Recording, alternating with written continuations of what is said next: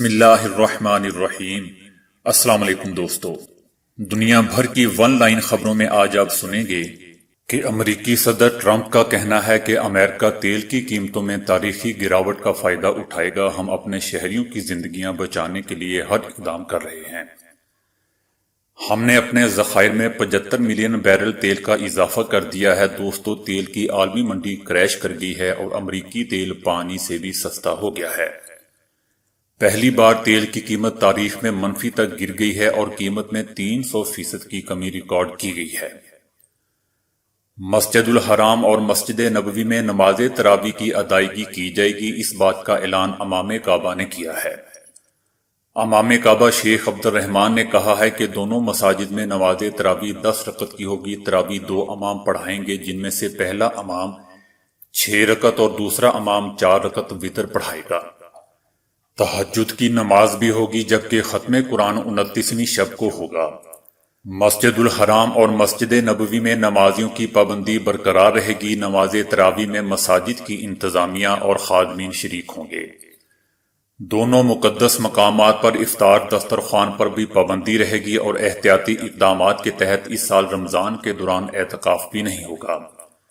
رمضان المبارک کے پورے مہینے غریب افراد اور گھرانوں میں رمضان راشن تقسیم کیا جائے گا۔ سعودی عرب میں رمضان المبارک کا چاند جمعرات کی شام نظر آنے کا امکان ہے، اس لیے پہلا روزہ جمعہ 24 اپریل کو ہونے کی توقع ہے۔ سعودی عرب میں کورونا کی وجہ سے بیت اللہ شریف کے طواف کے لیے محدود افراد کو داخلے کی اجازت دی جا رہی ہے اور خانہ کعبہ کے گرد حفاظتی باڑ لگائی گئی ہے، جبکہ اس سے قبل حفاظتی اقدامات کے تحت مطاف کو بند کر دیا گیا تھا۔ سعودی عرب میں کورونا کے مریضوں کی تعداد 10,000 سے زائد ہے اور اب تک 100 سے زائد افراد جاں بحق ہو چکے ہیں۔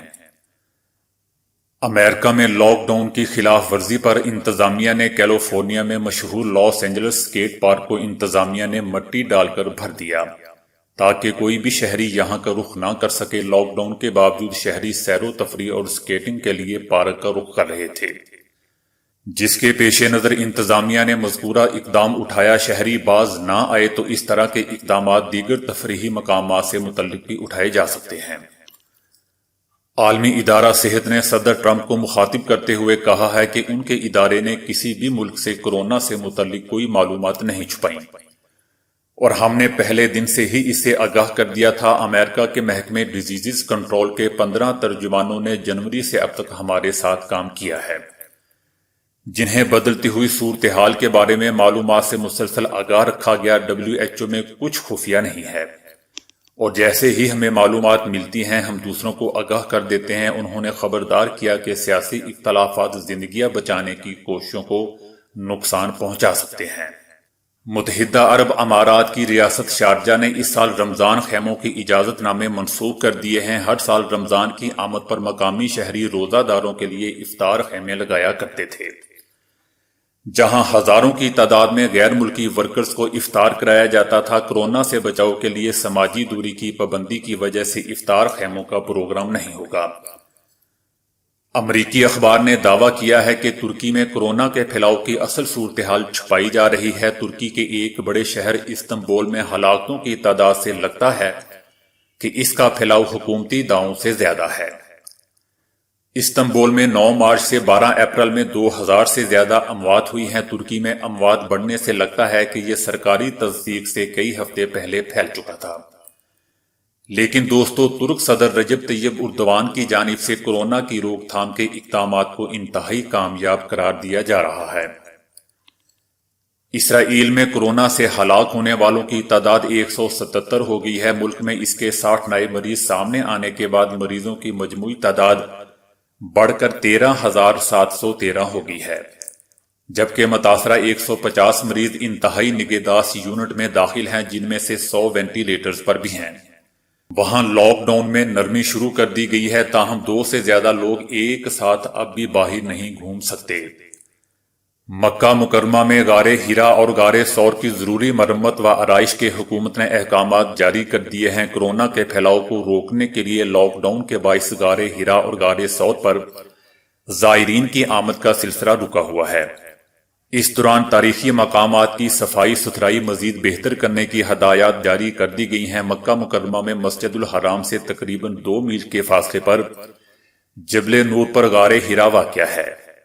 اس غار کی لمبائی 4 میٹر سے کم اور چوڑائی 1.5 میٹر سے تھوڑی زیادہ ہے۔ جیسا کہ ہم جانتے ہیں کہ 610 عیسوی میں نبی کریم صلی اللہ علیہ وسلم پر اس غار میں پہلی وحی نازل ہوئی تھی۔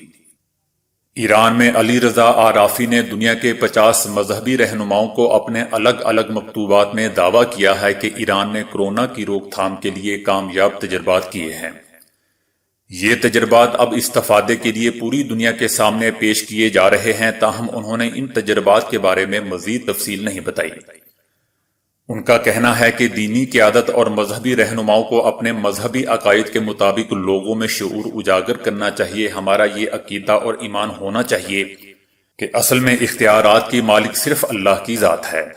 ہمیں دعاؤں اور نماز سے بھی آسمانی اور زمینی آفات کی روک تھام کے لیے مدد لینی چاہیے۔ انہوں نے مزید کہا کہ آسمانی مذاہب میں قدرتی آفات انسان کے لیے ایک خبرداری اور اس کی آزمائش کا حصہ ہوتے ہیں۔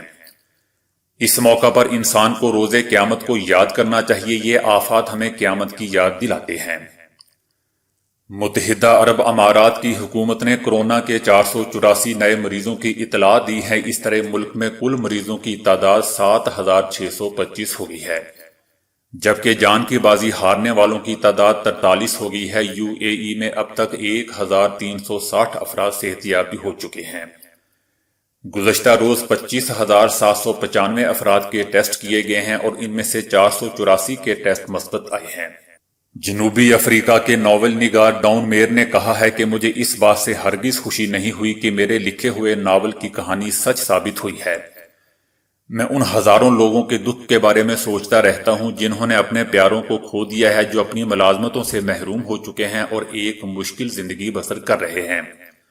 مصنف نے اپنے اس ناول کے ابتدا میں لکھا ہے کہ افریقہ میں ایک شخص جس کو HIV پازیٹیو یعنی ایڈز کا مرض تھا، وہ اس کا علاج بھی نہیں کروا رہا تھا کیونکہ اس کی قوت مدافعت نہ ہونے کے برابر تھی۔ مصنف نے لکھا کہ وہ شخص ایک آم کے درخت کے نیچے لیٹا ہوا تھا اور اسی درخت پر ایک چمگادڑ بھی موجود تھی۔